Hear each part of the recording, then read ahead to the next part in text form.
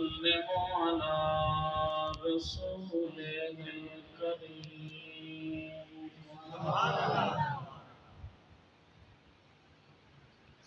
أما بعد فأعوذ بالله من الشيطان الرجيم. بسم الله الرحمن الرحيم.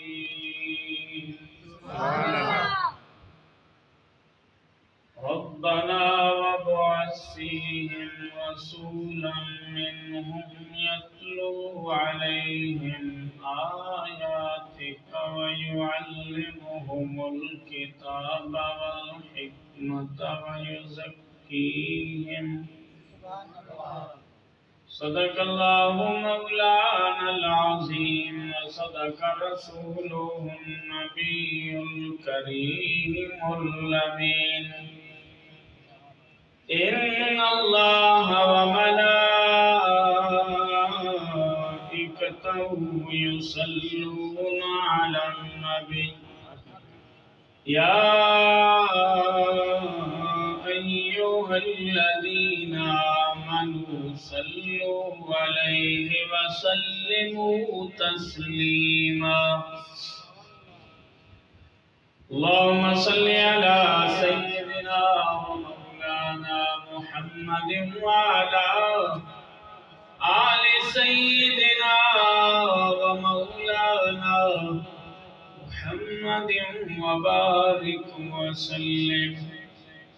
الصلاة والسلام عليك يا سيدي يا رسول الله وعلى آلك وأصحابك يا سيدي يا حبيب الله. الصلاة والسلام عليك يا رحمة للعالمين وعلى آلك وأصحابك يا خاتم النبيين. أستغفر الله من قول بلا عمل لقد نسبت به نسلا لذي يقمي.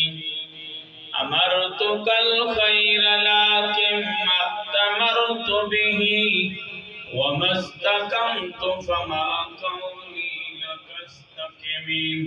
ولا تزودت قبل الموت نافلة ولم أصل سوى فرض ولم أصمي. مولاي صل وسلم دائما أبدا على حبيبك خير الخلق كلهم.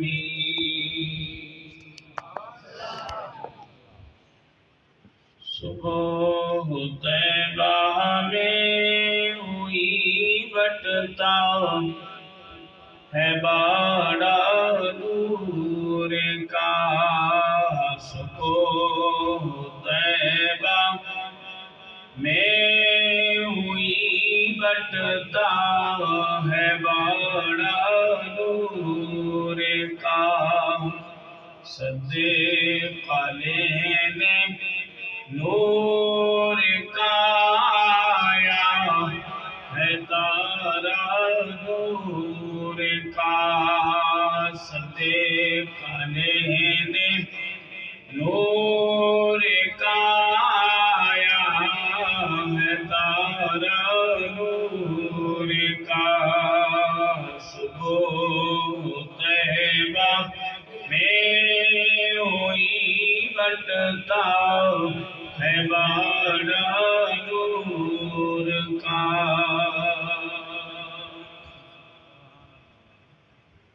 میں گدا تم بادشاہ مرد پیالہ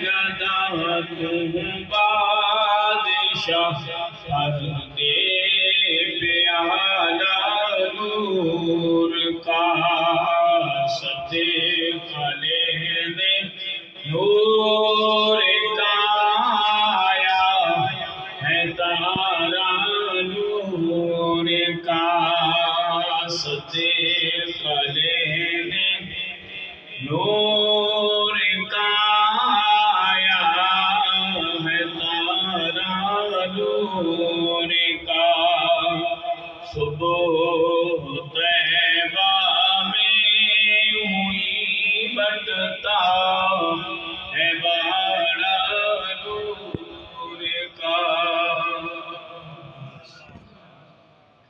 تیری نسل پاک میں ہے بچہ بچہ نور کا تیری نسل پاک میں ہے بچہ بچہ نور کا تو ہے عین نور تیرا سب گھرانہ نور کا تو ہے عین نور تیرا سب گھرانہ نور کا صدیق لینے نور کا آیا ہے تارا نور کا نعرہ تکبیر، اللہ اکبر، نعرہ رسالت، نعرہ حیدری۔ انتہائی واجب الاحترام معزز و محتشم سامعین حضرات، اللہ رب العزت کے پاک گھر میں اللہ کے محبوب کی ولادت باسعادت کی خوشی ہم لوگ منا رہے ہیں۔ حضور نبی کریم صلی اللہ علیہ وآلہ وسلم کی ذات بابرکات وہ ذات ہے کہ جو اللہ کے محبوب ترین ہے۔ اللہ نے پوری کائنات کو بنایا اور پوری کائنات میں مخلوق کی جتنی بھی قسمیں ہیں ان میں سب سے افضل و اعلیٰ اللہ نے انسان کو بنایا ہے۔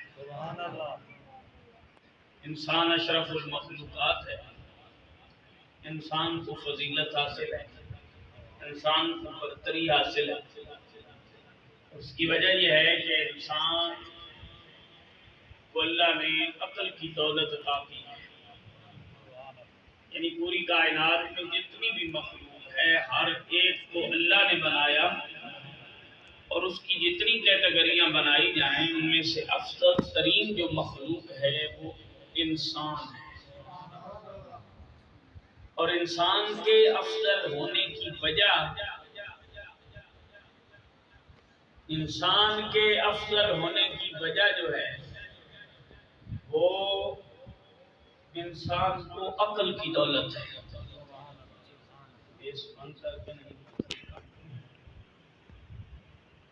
تو انسان کے افضل ہونے کی وجہ عقل ہے،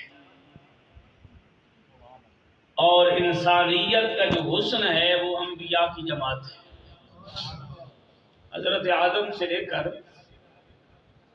حضرت عیسیٰ تک جتنے بھی نبی حضور سے پہلے گزرے ہیں ان تمام نے آقا کریم صلی اللہ علیہ وآلہ وسلم کے بارے میں اپنے پیروکاروں کو اور اپنے علاقے میں، اپنے دائرہ کار میں ہر ایک کو خبر دی ہے، بشارت دی ہے۔ نبی کریم صلی اللہ علیہ وآلہ وسلم کی آمد پاک کے بارے میں آگاہ کیا ہے۔ جو آیات میں نے خطبے میں پڑھی ہیں یہ وہ آیات ہیں کہ جو حضرت ابراہیم خلیل اللہ نے خانہ کعبہ کی تعمیر کے بعد اللہ کی بارگاہ میں دعا کی تھی. سمجھ آئی کیا؟ اب دیکھیں نا، آپ نے بڑی محنت کی ہے، بڑی خوبصورت مسجد بنائی ہے، بڑے لوگوں نے مزدوری کی ہوگی، بڑے لوگوں نے مزدوری دی بھی ہوگی، بہت سارے لوگوں نے سرمایہ لگایا ہوگا، بہت سارے لوگوں نے مال لگایا ہوگا، بہت سارے لوگوں نے جگہ دی ہوگی، بہت سارے لوگوں نے مٹیریل دیا ہوگا، تب جا کے کہیں یہ اتنی عالی شان عمارت جو ہے وہ معرض وجود میں آئی ہوگی. تو اس کی جو بنیاد ہے وہ تو خانہ کعبہ ہے. اور خانہ کعبہ کو جب تعمیر کر رہے تھے حضرت ابراہیم و حضرت اسماعیل،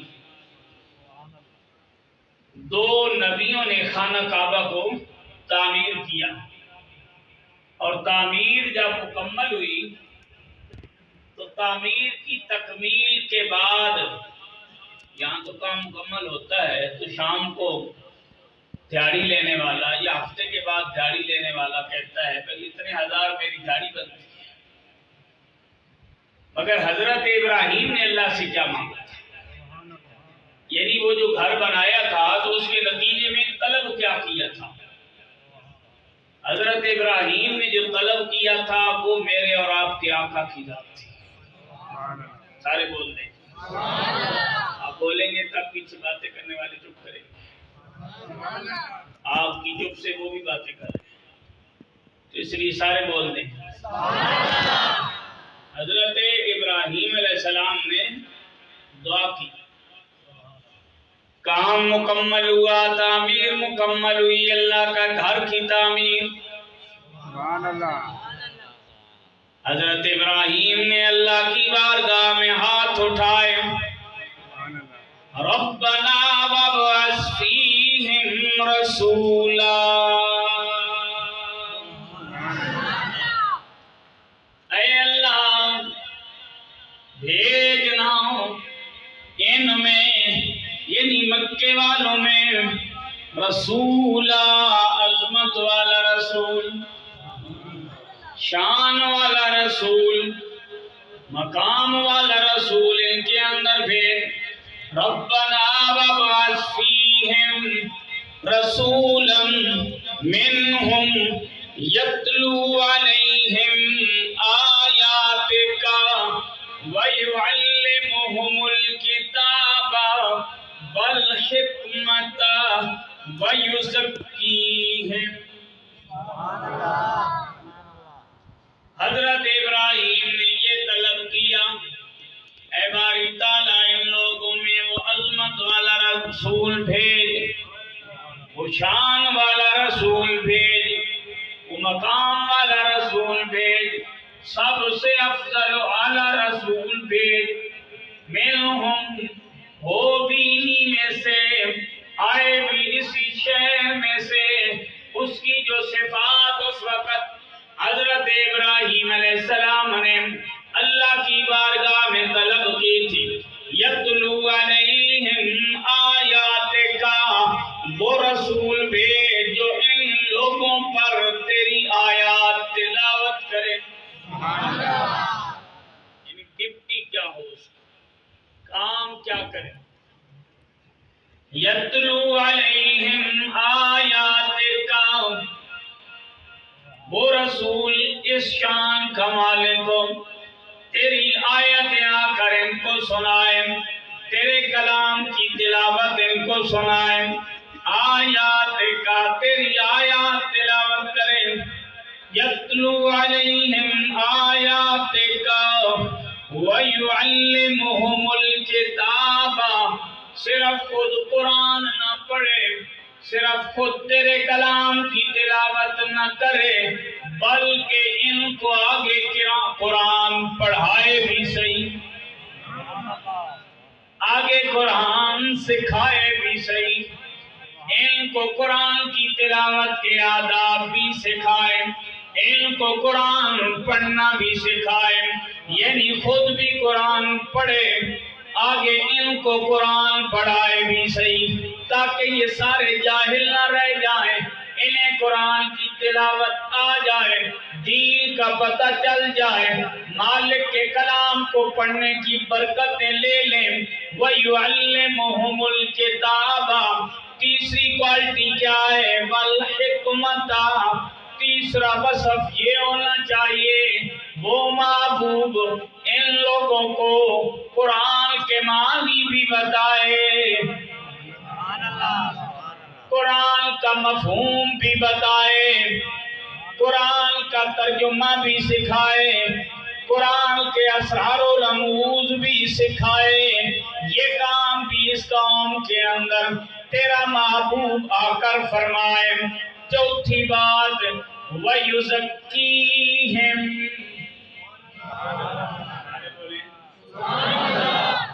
چوتھا وصف حضرت ابراہیم طلب کرتے ہیں باری تعالیٰ وہ ان کا تزکیہ نفس بھی کرے، ان کے باطن کو پاک بھی کرے۔ یہ چار کوالٹیاں ہیں جو حضرت ابراہیم علیہ السلام نے اللہ کی بارگاہ میں اس وقت دعا کر کے مانگی تھی جس وقت حضرت ابراہیم علیہ السلام نے خانہ کعبہ کو تعمیر کیا تھا، جس وقت حضرت ابراہیم علیہ السلام نے خانہ کعبہ کی عمارت بنائی تھی، اس وقت حضرت ابراہیم علیہ السلام نے اللہ کی بارگاہ کے اندر یہ دعا کی تھی اور اس دعا کے ذریعے یہ چیزیں مانگی تھی۔ میرے آقا کریم صلی اللہ علیہ وآلہ وسلم جس وقت دنیا کے اندر آئے یہ ساری چیزیں اللہ کریم نے آپ کو دے کے بھیجا ہے۔ ساری کوالٹیاں، چاروں کوالٹیاں ذہن میں رکھیں، چاروں خوبصورت علامات، چاروں وصف ذہن کے اندر رکھیں۔ تو چاروں چیزیں کیا ہیں؟ پہلا کیا؟ یتلو علیہم آیاتک ویعلمہم الکتاب والحکمت ویزکیہم۔ کسی ڈاکٹر کے اندر ہوتی ہیں، کسی انجینئر کے اندر ہوتی ہے، کسی پروفیسر کے اندر ہوتی ہے، یا کسی عالم دین کے اندر ہوتی ہے۔ یعنی میں پوچھنا یہ چاہتا ہوں یہ جو چار کوالٹیاں گنوائی گئی ہیں یہ اکثر کہاں ملیں گی؟ اکثر یہ کہاں پائی جاتی ہیں؟ کس ذات کے اندر؟ گویا آقا کریم صلی اللہ علیہ وآلہ وسلم کا حقیقی نائب کون ہوتا ہے؟ جس کے اندر یہ ساری چیزیں پائی جائیں، لیکن ترتیب یہی ہوتی ہے یتلو علیہم، پہلے خود قرآن پڑھے، خود قرآن پڑھے، میں اور آپ نے یاد منائیں بجا ہے، جھنڈیاں لگائیں بجا ہے، لائٹیں لگائیں بجا ہے، جلوس نکالیں بجا ہے، لنگر تقسیم کریں بجا ہے، لیکن اگر قرآن کی تلاوت نہ کریں پھر آمد مصطفیٰ کا مفہوم تو ہمیں سمجھ ہی نہیں آیا۔ آپ کوئی نہیں سمجھ آئی آپ؟ یعنی یہ سارے کام ہم کریں بھی صحیح، لوگوں کے سامنے اس کو پروموٹ بھی کریں، لوگوں کو دکھائیں بھی صحیح، لیکن مہینے گزر جائیں، سال گزر جائیں، ہفتے گزر جائیں، کئی دن گزر جائیں اور ہم قرآن پڑھنے کی طرف نہ آئیں۔ اگر کوئی بندہ ہم سے کہے جناب قرآن پڑھیے نا، ہم بڑے سکون کے ساتھ آگے سے جواب دے جائیں جناب میں تو قرآن پڑھ ہی نہیں سکتا، میں نے تو قرآن پڑھا ہی نہیں ہے، میں نے تو قرآن سیکھا ہی نہیں ہے۔ اگلا مسلمان بڑے آرام کے ساتھ سوال کر سکتا ہے جناب زندگی میں سیکھ کے آپ ڈاکٹر بن گئے، زندگی میں آپ سیکھ کے انجینئر بن گئے، زندگی میں سیکھ کے اپنے فن کے ماہر بن گئے، اگر آپ کے پاس ٹائم نہیں تھا تو صرف اللہ کے کلام کے لیے نہیں تھا، صرف ادھر آپ کا دھیان نہیں تھا، صرف اس کتاب کے لیے آپ کے پاس وقت نہیں تھا کہ آپ جناب ہر چیز کو ٹائم دے پائے لیکن قرآن کو نہیں دے پائے۔ اس کا مطلب یہ ہے آپ نے میلاد مصطفیٰ کا مفہوم تو صحیح سمجھا ہی نہیں ہے، کیونکہ میرے آقا کریم جو وصف لیتے آئے ہیں، اتنی شانوں کے مالک کی جو کوالٹیاں گنوائی گئی ہیں، ان میں سے پہلی بات یہ ہے قرآن پڑھنا۔ ایمانداری سے بتائیں، ہاتھ نہ اٹھائیں، اپنے ضمیر سے سوال کریں، کتنے دن ہو گئے ہم نے قرآن دیکھا ہے؟ کتنے مہینے گزر گئے ہم نے قرآن کھولا ہے؟ کتنا وقت بیت گیا ہم نے قرآن پڑھا ہے؟ ہمارے پاس ہر چیز کو پڑھنے کا ٹائم اگر مل گیا، ترجیحاً ہم نے قرآن کو کتنا ٹائم دیا ہے؟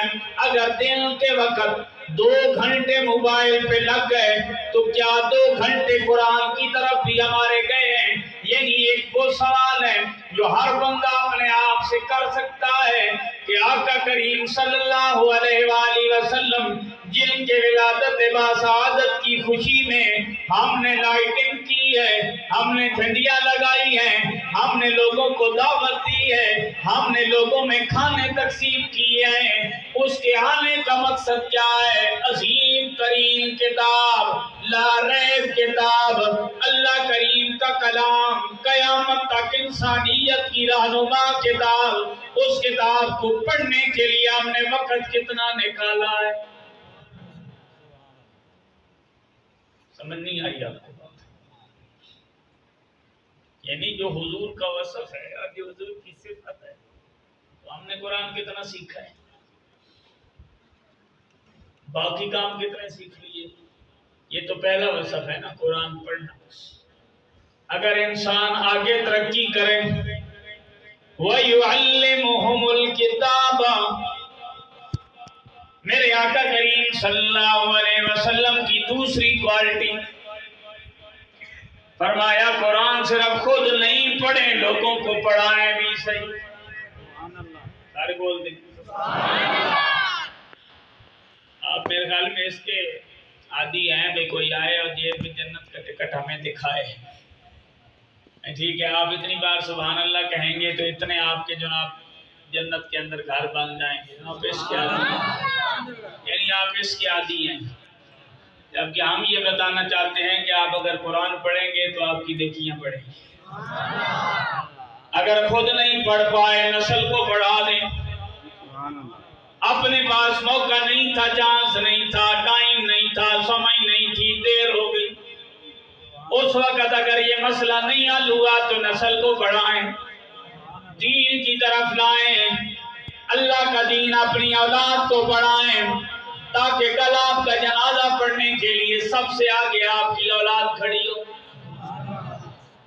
تاکہ کل آپ کی قبر پہ دعا کرنے کے لیے آپ کے لخت جگر ہاتھ اٹھا کے کھڑے ہوں، تاکہ اللہ کریم کی بارگاہ سے استغفار کرنے کے لیے آپ کی نسل کو کسی اور کی طرف نہ دیکھنا پڑے، بلکہ آپ کے بیٹے خود پڑھیں، اللہ کی بارگاہ میں پیش کریں اور یہ عرض کر دے باری تعالیٰ ہمارے والد محترم نے ہمارے اوپر یہ کمال مہربانی فرمائی، ہمیں دین پڑھایا، ہمیں قرآن سکھایا، اس کی برکت سے تو مہربانی فرما، ان کی اوپر قبر کی جو رات ہے اس کو روشن فرما۔ لہذا اگر پہلے تاخیر ہو گئی ہے تو اب سنبھل جائیے، اب اپنی نسلوں سے یہ قرض اتار لیجئے، آنے والی نسلوں کو دین کی طرف لے آئیے، تاکہ یہ نہ ہو کہ کل آپ کی نسل جو ہے وہ اناڑی رہ جائے اور وہ اس سے بھی چلی جائے۔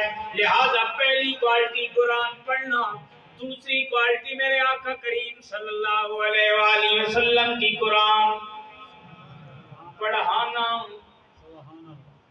جس سے جو آتا ہے، جتنا آتا ہے، جیسا پڑھا سکتا ہو، قرآن اپنی اولاد کو تو کم از کم پڑھائے۔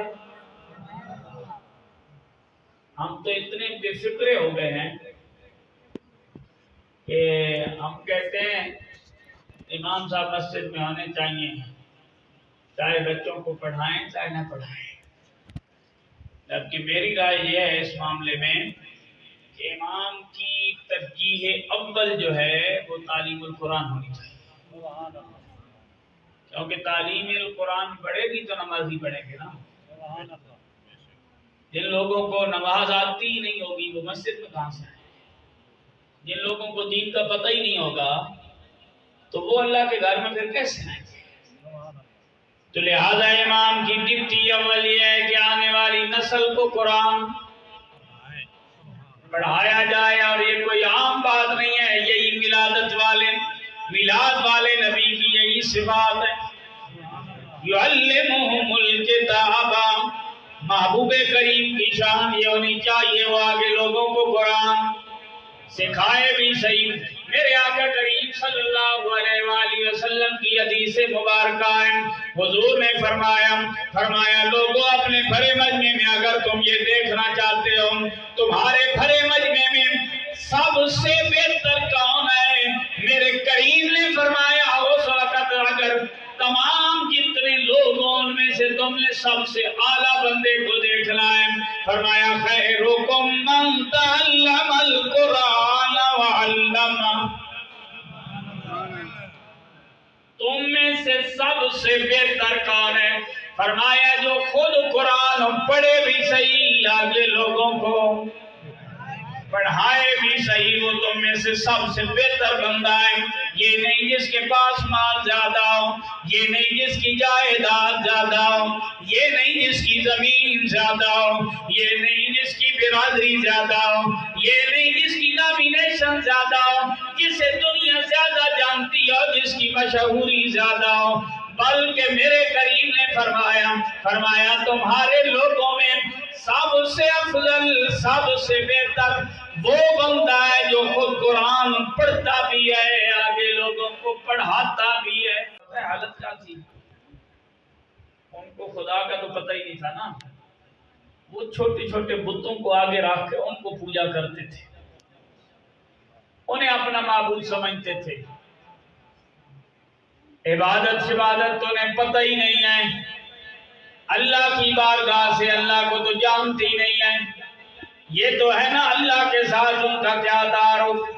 لیکن اگر دوسرے پہلو سے دیکھا جائے تو انا اتنی بڑی، اپنے گھر کے اندر آنے والی بیٹی کو زندہ زمین میں دبا دیتے ہیں، یہ بھی نہیں سمجھتے کہ یہ مالک کریم نے عطا کی ہے، یہ میری عزت ہے، یہ میری پہچان ہے، یہ میری نسل ہے، بلکہ گھر کے اندر اگر بیٹی پیدا ہوتی وہ لوگ اپنی بیٹیوں کو زندہ درگور کر دیتے، انسانیت کے درجے سے بھی نیچے جا چکے تھے۔ میرے آقا کریم صلی اللہ علیہ وآلہ وسلم نے عملہ کے لوگوں کی تربیت فرمائی اور اس طرح دنیا کو چینج کیا۔ کسی نے بڑی خوبصورت بات کی ہے کہ خود نہ تھے جو راہ پر اوروں کے ہادی بن گئے، کیا نظر تھی جس نے مردوں کو مسیحا کر دیا۔ جو خود بھٹکے ہوئے تھے ان کو حضور نے اتنا چینج کیا کہ وہ تو سیدھے راستے پہ آ ہی گئے، جس کو ان کے ساتھ رہنے کا موقع ملا وہ بھی سیدھے ہو گئے۔ تو یہ ساری تبدیلی میرے آقا کریم صلی اللہ علیہ وآلہ وسلم نے اس قوم کے اندر میرے کریم یہ وصف لے کے آئے اور قوم کے اندر تبدیلی پیدا کر دی۔ تیسری بات والحکمہ، معبود قرآن کے معنی بھی بتائے، قرآن پڑھے بھی صحیح پڑھائے بھی صحیح، قرآن کیا کہتا ہے سکھائے بھی صحیح، قرآن کا مفہوم بھی بتائے، قرآن کے اسرار و رموز بھی بتائے، وَيُزَكِّيهِمْ۔ اور چوتھی بات میرے آقا کریم صلی اللہ علیہ وآلہ وسلم نے یہ ارشاد فرمایا معبود نظر فرمائے لوگوں کا باطن پاک ہو جائے، کیے جہاز نظر وچ تیری، جڑا آوے ہو مک جاوے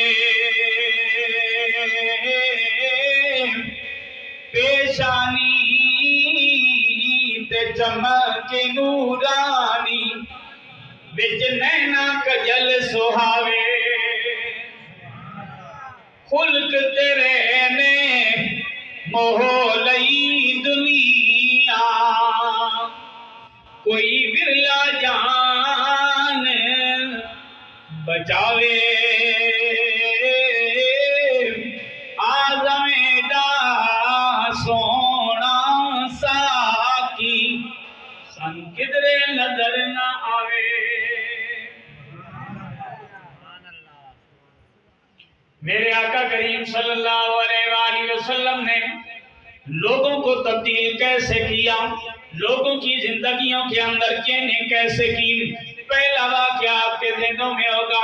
میرے آقا کریم صلی اللہ علیہ وآلہ وسلم نے جب 40 سال کی عمر مبارک میں اظہار نبوت فرمایا، اعلان نبوت فرمایا، فاران کی چوٹیوں پہ جا کے، صفا و مربع کی پہاڑیوں پہ جا کے میرے آقا کریم صلی اللہ علیہ وآلہ وسلم نے جب لوگوں کو وہاں پہ اکٹھا کیا، حضور نے فرمایا لوگوں 40 سال میں نے تمہارے اندر گزارے ہیں۔ کتنے؟ 40 سال۔ ہمارے ساتھ کوئی بندہ ہفتہ مہینہ رہے گا تو وہ بات جان ہو جاتا ہے۔ صحیح بات یہی ہے، ویسے ہم حاجی بنتے رہیں بخری بات ہے، ہر ایک اتنے پانی میں ہے کہ کوئی ہفتہ مہینہ اگر ساتھ رہے تو وہ ویسا عقیدت مند نہیں کہتا جتنا دور رہ کے ہوتی ہے، لیکن کریم کی انداز دیکھیے 40 سال گزارنے کے بعد چیلنج کر دیا، فرمایا بھرے مجمع میں سے کوئی بندہ یہ بات بتائے کیا کبھی میرے منہ سے جھوٹ سنا ہے، میرے منہ سے کبھی جھوٹ بھی نکلا ہے، میں نے کبھی غلط بیانی بھی کی ہے۔ تو بھرے مجمع میں ایک بھی بندہ ایسا نہیں تھا جناب ہاں فلاں موقع پہ آپ نے غلط بیانی کر دی، فلاں موقع پہ جھوٹ نکل گیا تھا، فلاں موقع پہ یہ بات ہو گئی تھی۔ پورے مجمع میں ایک بندہ بھی ایسا نہیں تھا جو میرے آقا کریم صلی اللہ علیہ وآلہ وسلم کے کردار کی اوپر یہ انگلی اٹھا پائے۔ لہذا میرے کریم نے پھر فرمایا 40 سال میں نے تمہارے اندر گزارے، میرا بچپن بھی یہاں، لڑکپن بھی یہاں، جوانی بھی یہاں، کبارہ پن بھی یہاں، شادی بھی یہاں، بیوی بھی یہاں، بچے بھی یہاں۔ 40 سال عمر گزر گئی، اڑوس پڑوس بھی رہے، تجارت بھی کی، معاملات بھی کیے، کبھی کسی بندے نے ہماری زبان سے کوئی غلط بات سنی ہو، ایک بندہ بھی مجمع میں ایسا نہیں تھا جو یہ کہہ سکتا جناب ہاں فلاں موقع پہ آپ کی زبان پھسل گئی تھی، بلکہ سب نے بیک زبان ہو کے کہا حضور 40 سالوں میں ایک موقع بھی نہیں آیا۔ ان کو رسول اللہ کے صدقے میں زبانیں ملی ہیں نا سارے کو، نعرہ تکبیر، نعرہ رسالہ، نعرہ تحقیق، نعرہ حیدری، سارے بول دیں تاجدار ختم نبوت زندہ باد، سارے بولے جاگے نا، یہ تو نہیں ہم تقریر کریں اور آپ نیند کریں۔ تاجدار ختم نبوت، تاجدار ختم نبوت، یہی ہے میلاد النبی صلی اللہ علیہ وآلہ وسلم کا پیغام۔ 40 سال میرے کریم نے زندگی گزاری، 40 سالوں میں ایک بندہ بھی ایسا نہیں ہے جس نے میرے کریم کے کردار کی پر انگلی اٹھائی ہو۔ حضور نے فرمایا 40 سالوں میں میری زبان سے کسی نے جھوٹ نہیں سنا، فرمایا کہ سچی زبان آج اعلان کر رہی ہے لا الہ الا اللہ انی رسول اللہ۔ فرمایا اسی سچی زبان سے ہم اعلان کر رہے ہیں اللہ کے علاوہ کوئی عبادت کے لائق نہیں ہے، اللہ کے علاوہ کوئی عبادت کے لائق نہیں ہے، اللہ وحدہ لا شریک ہے، صرف اللہ ہی عبادت کے لائق ہے، صرف اللہ کی ہی عبادت کی جائے گی، اور مجھے اللہ نے رسول بنا کے بھیجا ہے، اپنا پیغام دے دیا، لوگوں کو یہ پیغام سنا دیا۔ کوئی بھی مائی کا لال ایسا نہیں ہے جو یہ جھٹلا سکے جناب پہلے تو ساری سچی تھی، کہیں آج یہ جھوٹا ہو۔ کچھ نے مانا کچھ نے نہ مانا، لیکن کوئی بندہ بھی جھوٹ کی نسبت میرے کریم کی طرف نہیں کر سکا۔ لہذا میلاد کا پہلا پیغام یہ ہے، اگر رسول اللہ کا عاشق رسول کہلانے کا تجھے اور مجھے شوق ہے، سب سے پہلی کوالٹی میرے اور تیرے اندر یہ آنی چاہیے، ہماری زبانوں پہ ہمیشہ سچ رہنا چاہیے۔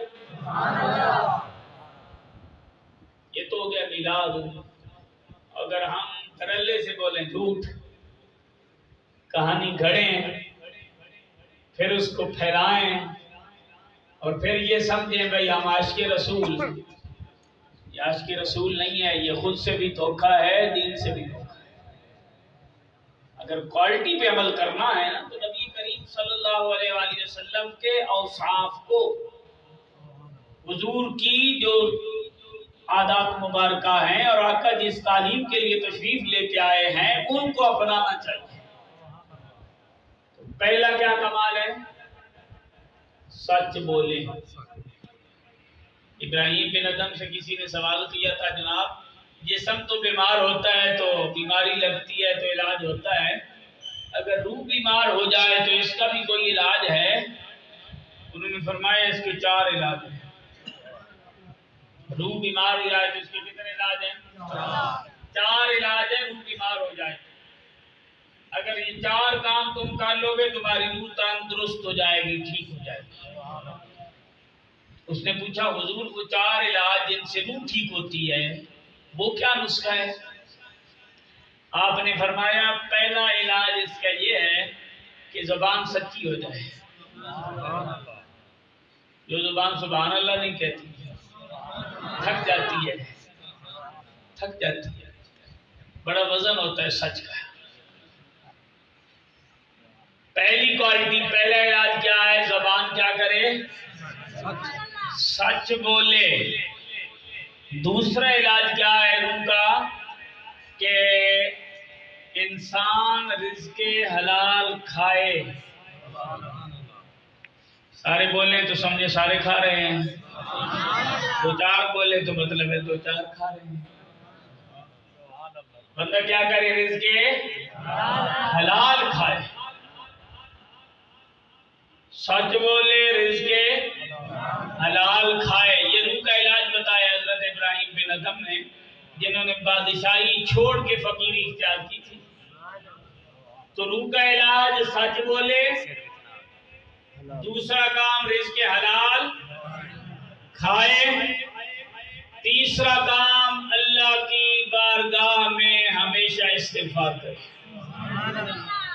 چوڑا ہو کے نہ بیٹھ جائے میں بڑا بیوقوف، مجھ سے گناہ نہیں ہو سکتی، یہ ممکن ہی نہیں ہے، وہ بندہ اور گناہ نہ ہو۔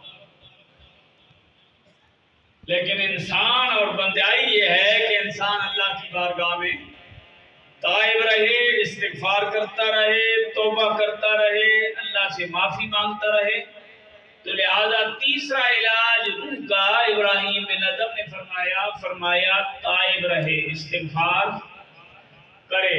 اور چوتھا علاج یہ ہے کہ کثرت کے ساتھ حضور کی ذات پہ درود پاک پڑھے۔ فرمایا اگر یہ 4 کام کوئی بندہ کرے تو روح ٹھیک ہو جائے، روح کا علاج ہو جائے گا، روح پاکیزہ ہو جائے گی۔ لہذا کوئی بندہ اگر یہ چاہتا ہے کہ میری زندگی گزر گئی، روح میلی ہو گئی، وقت پہ سمجھ نہیں آئی، میلاد کا صدقہ آج ہی اگر سمجھ آیا ہے تو آغاز کہاں سے کرنا چاہیے؟ آغاز یہاں سے کرنا چاہیے کہ آج کے بعد پکا میلادی مطلب سچ بولے، پکا میلادی، پکا عاشق رسول مطلب سچ بولے۔ اور اگر میلاد کی محفل میں آ کے پھر سچ نہ بولے پھر جھنڈیاں لگانے سے کام نہیں چلے گا، پھر صرف لائٹنگ لگانے سے کام نہیں چلے گا۔ اگر تعلیمات مصطفیٰ کی پر آنے کے لیے دل راضی نہ ہو پھر تو یہ ظاہری ڈھونگ بن جائے گا۔ یہ عشق نہیں ہے، عشق یہ ہے کہ جو میرے محبوب کی تعلیمات ہیں انہیں سینے سے لگایا جائے۔ لہذا آج اس محفل پاک کے صدقے میں ہمیں اپنے اندر چینجنگ لانا ہوگی، اور کچھ نہیں، کم از کم سچ بولنا آ جائے، حلال کھانا آ جائے، اگر پہلے غلطیاں ہو چکی ہیں ان کی معافی مانگنی آ جائے، اللہ کی بارگاہ میں استغفار کرنا آ جائے، محبوب کے ساتھ درود پاک پڑھ کے اپنے تعلق کو قائم رکھنا آ جائے، پھر ہمیں سمجھ آئے گی واقعی میلاد منایا تھا اور میلاد کا ہمیں کوئی پیغام بھی آیا تھا۔ یہ ہے میلاد کا پیغام کہ ہم اپنے آپ کے اندر چینجنگ لے کے آئیں، ہم اپنے اندر تبدیلی لے کے آئیں، سالوں گزرتے چلے جائیں، ہر سال جھنڈا نیا لگا لیا، ہر سال لائٹیں نئی لے کے آ گئے، ہر سال دیگیں نئی کی نئی پکا لی، لیکن عادتیں وہی پرانی کی پرانی رہ گئیں۔ میرے بھائی یہ میلاد کا فیضان تو نہ ہوا، میلاد کا فیضان یہ ہے بندہ گناہ کی دلدل سے نکلے، اللہ کے بندوں کی صاف میں آئے۔ یہ میرے کریم کا پیغام۔ لہذا حضور نے فرمایا میری زبان سے کبھی کوئی غلط بات انہوں نے کہا نہیں، ساری زندگی حضور نے سچ بولا۔ میرے آقا کریم صلی اللہ علیہ وآلہ وسلم نے سچ کا پرچار کیا، سچ کا پیغام دیا، لوگوں کو سچ ہی سکھایا۔ سیدنا فاروق اعظم رضی اللہ تعالیٰ عنہ کا دور ہے، حضور نے کس طرح امت کو سچ سکھایا، کس طرح لوگوں نے حضور کی تعلیمات کو سینے سے لگایا۔ فاروق اعظم رضی اللہ تعالیٰ عنہ کا دور انور ہے۔ حضرت فاروق اعظم آج کل کے حکمرانوں کی طرح نہیں ہے کہ ہر چیز اڑائی جا رہی ہے، قوم کی کوئی فکر نہیں ہے۔ فاروق اعظم وہ امام ہے، وہ بادشاہ ہے، وہ خلیفہ ہے، وہ حاکم وقت ہے۔ دنیا سوتی ہے، رات کو جاگ کے چوکیداری کرتے ہیں، مدینے کی گلیوں میں گھوم کے پہراداری کرتے ہیں، چوکیداری کرتے ہیں۔ سیدنا فاروق اعظم رضی اللہ تعالیٰ عنہ مدینے کی گلی کے اندر رات کے وقت پہرا دے رہے تھے، جا رہے تھے، گشت فرما رہے تھے۔ ایک گھر سے دو عورتوں کی آواز آئی، آپس میں باتیں کر رہی تھی، اور بات پتہ ہے کیا تھی؟ بات یہ تھی بھائی جو بڑی عورت ہے نا وہ کہتی ہے یہ بیٹا جو دودھ نہیں ہے اس میں پانی ملا دو،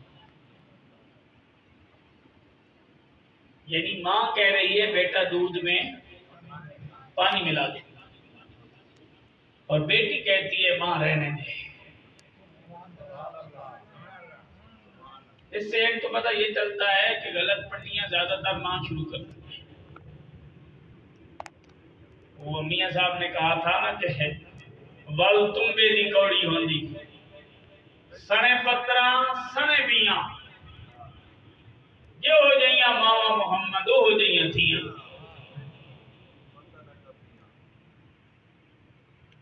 یعنی کہ یہ اکثر یہی ہوتا ہے کہ جیسا کردار ماں اپناتی ہے ویسا ہی پرورش بیٹی پاتی ہے۔ تو ماں کہہ رہی ہے بیٹی کو کہ بھائی دودھ میں پانی ملا دو، بیٹی کہتی ہے ماں پانی ملا کیا کریں؟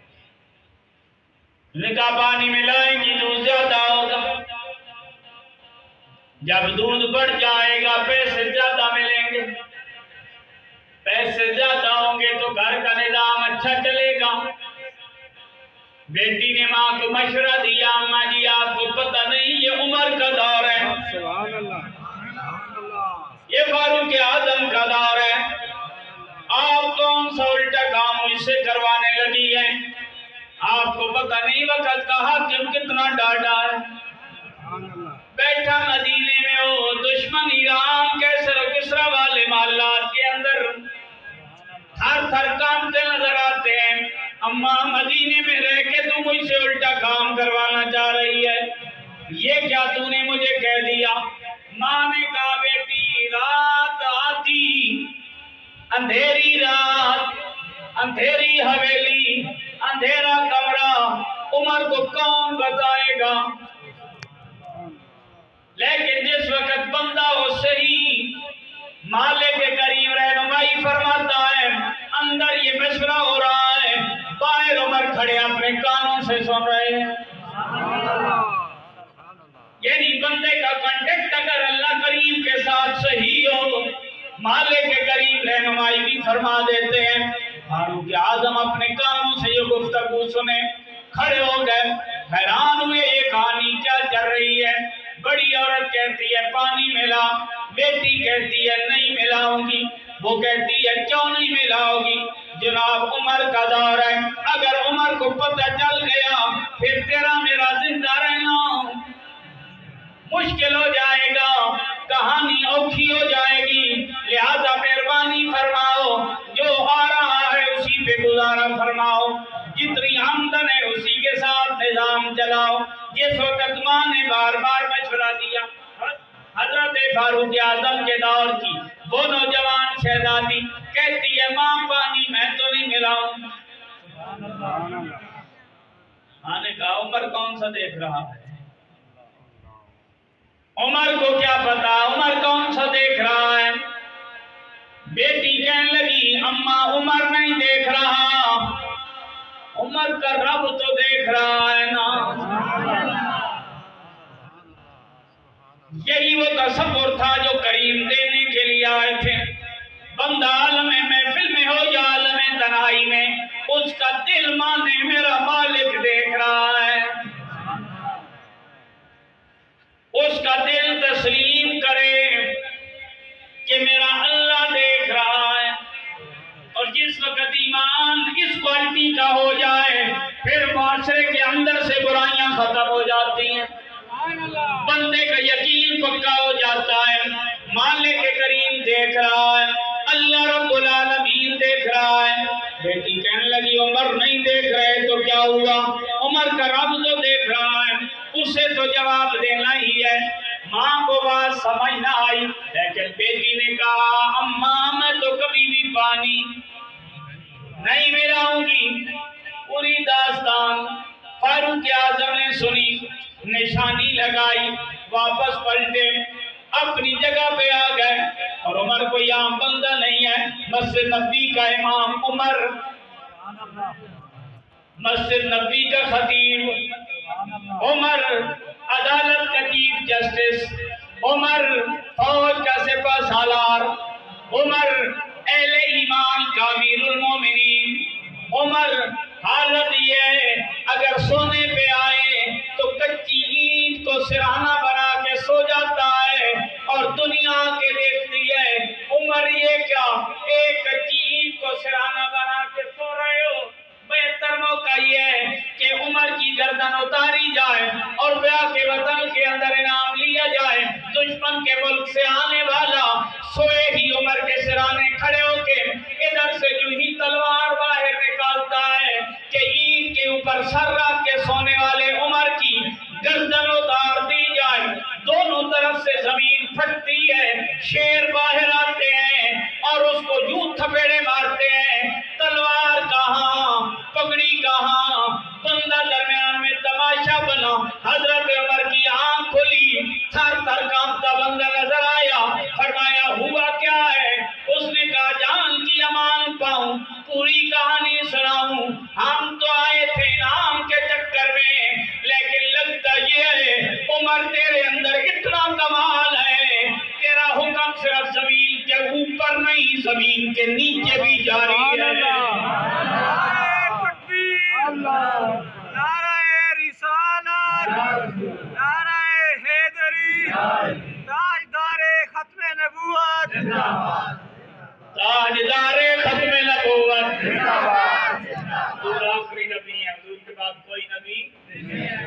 نہیں ہے، حضور آخری نبی ہیں، سارے نبیوں کے سردار ہے میرے آقا، سارے نبیوں کے الا انا حبیب اللہ ولا فخر، انا حامل لواء الحمد تحتہ آدم فمن دونہ یوم القیامت ولا فخر، انا اول شافع واول مشفع ولا فخر، انا اول من يحرك الى الجنة فيفتح الله لي فيدخلني يا معي فقراء المؤمنين ولا فخر، انا اکرم الاولین والآخرین علی اللہ ولا فخر، انا سید ولد آدم یوم القیامت ولا فخر، انا سید المرسلین یوم القیامت ولا فخر، انا قائد المرسلین ولا فخر، انا خاتم النبیین ولا فخر۔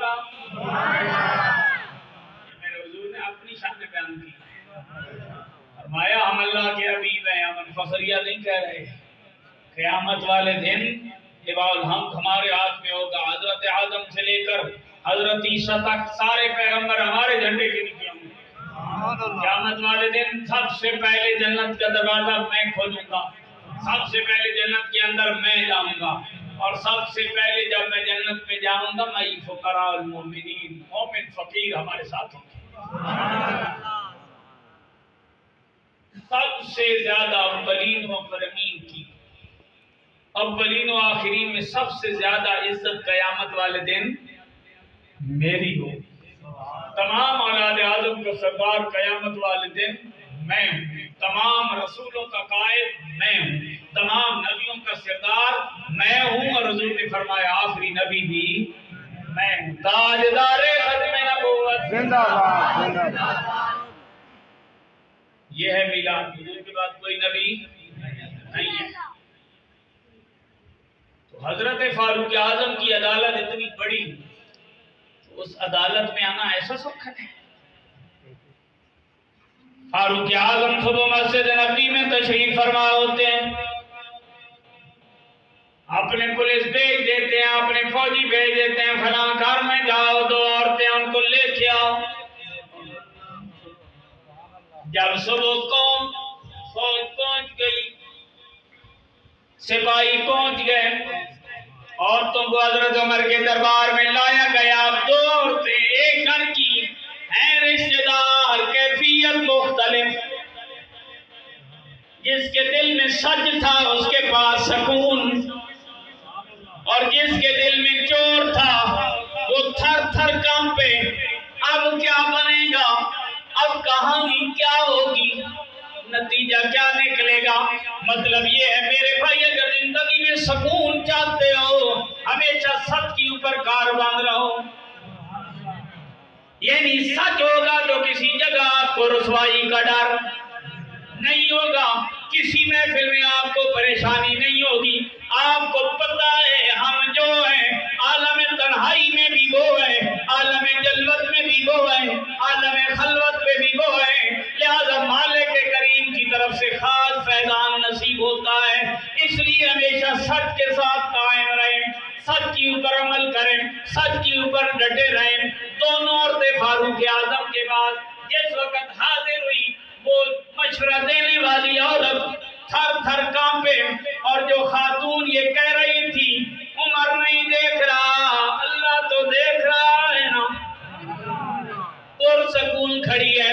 حضرت عمر نے سامنے جب ان کو لایا گیا فرمایا رات والی کہانی کیا ہے؟ اللہ سبحان اللہ، یہ کیا ماجرا ہے؟ اب وہ بھی حیران، عمر کو کس نے بتایا، عمر کی سیکورٹی کیسی ہے، عمر کو خبر کہاں سے ہو گئی؟ تب وہ لڑکی رات ماڑے ہیں گزارا ہو جائے، لیکن میں کہتی ہوں پانی ملانے سے کیا، ہمارے مقدر تو تب سے مالک نے لکھ دیا جب ابھی ماں کے پیٹ میں تھے، ہمارا نصیب تو تب سے اس نے لکھ دیا ہے جب ماں کے پیٹ میں تھے، لہذا ادھر ادھر کی دو نمبری کرنے سے کیا ہوگا؟ ادھر ادھر کے ہاتھ مارنے سے کیا ہوگا؟ رشوت دینے سے کیا ہوتا ہے؟ ملاوٹ کرنے سے کیا ہوگا؟ سود کھانے سے کیا ہوگا؟ جائیداد دبانے سے کیا ہوگا؟ صرف آخرت ہی تباہ ہوگی نا، دنیا کے اندر تو کوئی سکون نہیں آئے گا۔ دنیا کے اندر اگر سکون چاہتے ہیں پھر سچ بھی بولیے، حلال بھی کھائیے، مالک زندگی کے اندر سکون ہی سکون پیدا فرمائے گا۔ کہانی جب سنائی گئی پوری انویسٹیگیشن کے بعد حضرت عمر نے فیصلہ فرمایا، لیکن اس قوم کے اندر یہ تبدیلی میرے کریم کی طرف سے آئی۔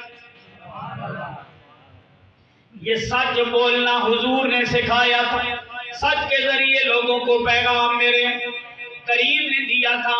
ہجرت کے موقع پہ میرے آقا کریم نے جب ہجرت فرمائی، حضرت علی المرتضیٰ کو بلایا اور بلا کے فرمایا یہ امانت ہے فلاں بندے کی، یہ امانت ہے فلاں بندے کی، یہ امانت ہے فلاں بندے کی، صبح ان کو واپس کریں پھر مدینے آئیں۔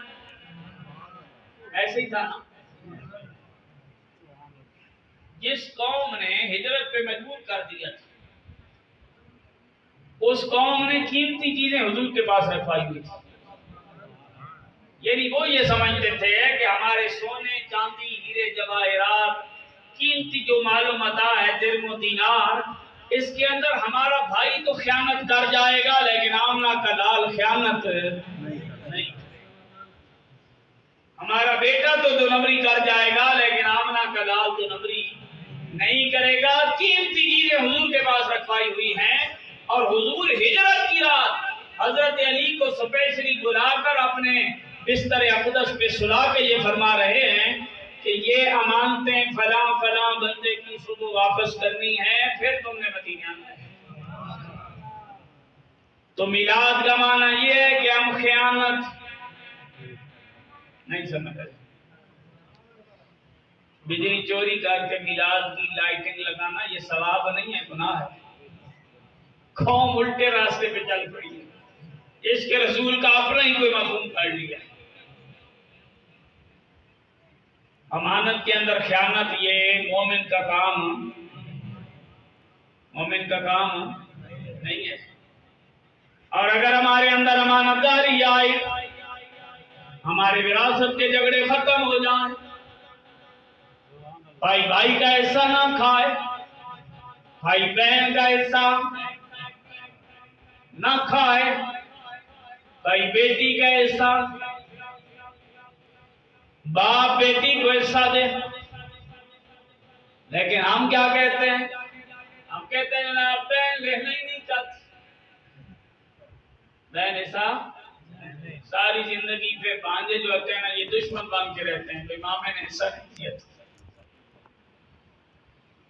ساری زندگی پھر نواسے دشمنی کرتے ہیں، بھائی نانا جان نے جناب حصہ ہی نہیں دیا۔ لیکن اگر ہم کسی دین کی اوپر جس کا میلاد منا رہے ہیں اس کی تعلیمات پہ بھی آئیں اور میلاد اس انداز میں منائیں، اگر آج تک اپنی بہن کا حصہ نہیں دیا، میلاد کی برکت سے واپس پلٹے تو بہن کو حصہ دیں۔ غلط تو نہیں کہہ رہی ہے؟ نیند آ گئی آپ کو؟ سارے بولے، جنہوں نے کھایا ہوا ہے وہ بھی بولے۔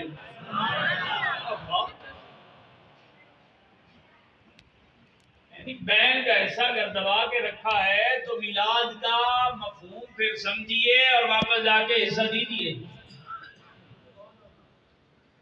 پھر سمجھیے۔ اگر بہن کا حصہ دبا کے بیٹھے ہیں تو میلاد کے صدقے واپس جا کے آج فیصلہ کر دیں، بھئی ہمیں پتہ چلا ہے بھئی میلاد کا صرف معنی یہ لیٹنگ ویٹنگ نہیں ہے، میلاد کا مطلب یہ ہے حقداروں کو حق بھی دیے، ان تک ان کا حق پہنچایا جائے، لہذا پھر ہے میلاد۔ اگر بہن کی جائیداد دبائی ہے تو ان کو حصہ دیا جائے، بیٹی کو حصہ نہیں دیا تو حصہ دیا جائے۔ وراثت کے اندر تقسیم میں ڈنڈی ماری ہے تو حق پہ پلٹ کے آئیں، پھر ہے میلاد۔ اگر بھائی کے اوپر کیس دائر کر رکھا ہے عدالت سے واپس واپس لے لے، میرا بھائی ہے۔ پھر ہے میلاد، اگر کسی کا راستہ بند کر کے بیٹھے، راستہ اوپن کریں، یہاں حضور کی امت نے گزرنا ہے، میں کون ہوں راستہ بند کرنے والا؟ میلاد کیجئے، میلاد اس طرح میلاد منائیں۔ پھر سمجھ آئے میلاد والے جو ماننے والے ہیں، راستے بند کر کے لائٹنگ کرنا میلاد نہیں ہے، وراثت دبا کے لائٹنگ کرنا اور میلاد منانا یہ میلاد نہیں ہے، لوگوں کے حصے دبا کے میلاد منانا یہ میلاد نہیں ہے۔ میلاد یہ ہے جو کریم فرما کے گئے ہیں ان چیز پر ہم عمل کریں۔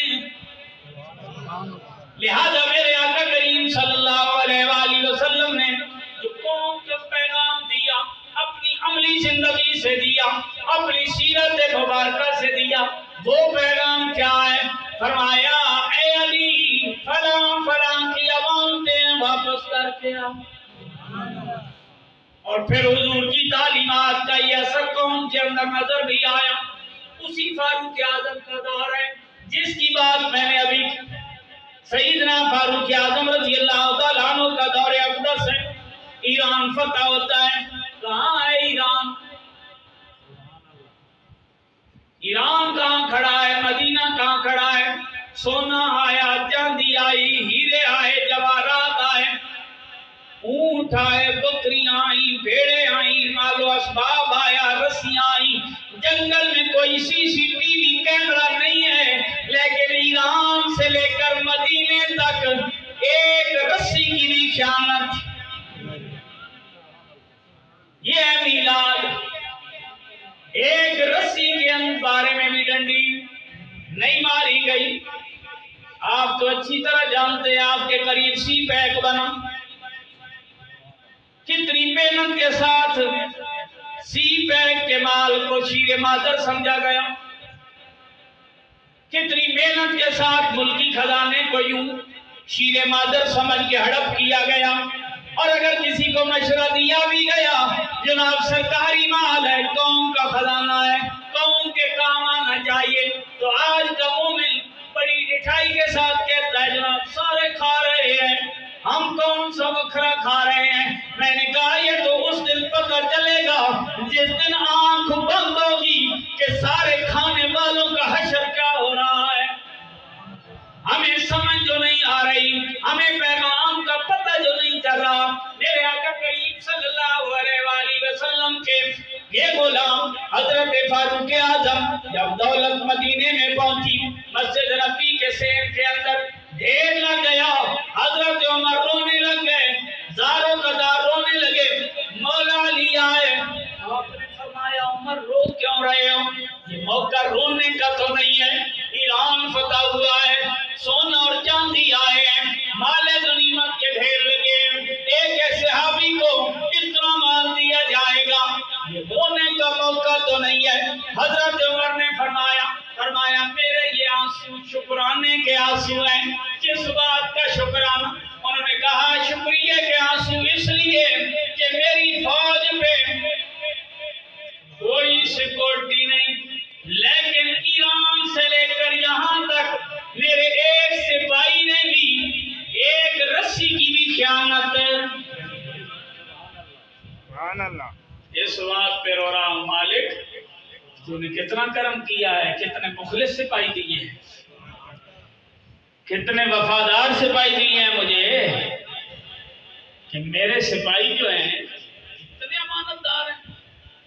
ایران سے چلے، جنگلوں سے آئے، پہاڑوں سے آئے، صحرا سے آئے، کہاں کہاں سے گزرے، لیکن کسی نے اتنا سا سونا بھی نہیں ضائع کیا، نہیں چھپایا۔ جو وہاں سے اٹھایا مال غنیمت اٹھا کے سیدھا مسجد نبی کے سین میں رکھا۔ کتنی دیانتداری ہے۔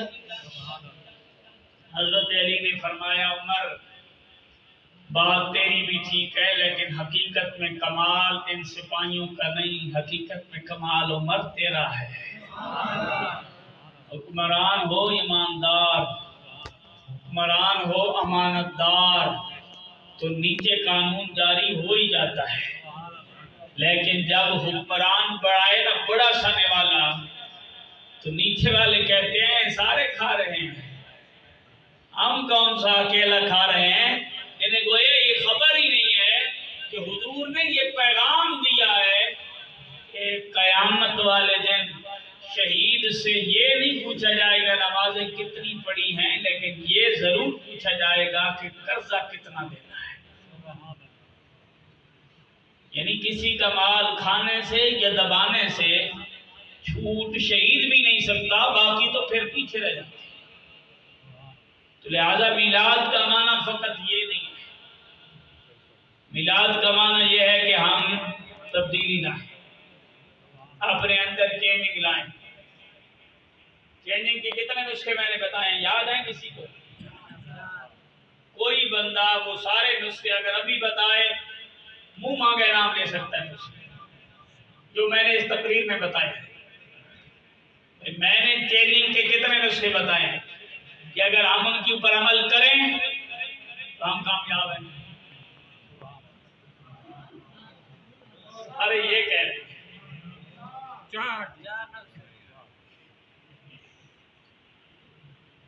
آپ سنتے جائیے، آپ سارے چار پہ کھڑے ہیں، آپ سنتے جائیے۔ پہلا نسخہ تلاوت کرنا،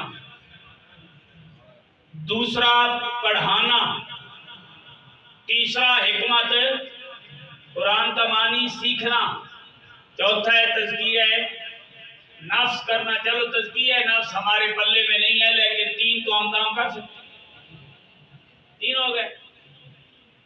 چوتھا کیا ہے؟ سچ بولنا۔ پانچواں کیا ہے؟ امانت داری کرنا۔ چھٹا کیا ہے؟ رزق حلال کھانا۔ ساتواں کیا ہے؟ استغفار کرنا۔ آٹھواں کیا ہے؟ درود پاک پڑھنا۔ اور اگر صحیح ذہنوں میں بیٹھ جائے تو نواں یہ ہے کہ جس کا دبا کے حق رکھا ہے نا اس کو واپس کر، جس کا دبا کے رکھا ہے۔ انسان ہے نا، غلطی انسان سے ہی ہوتی ہے۔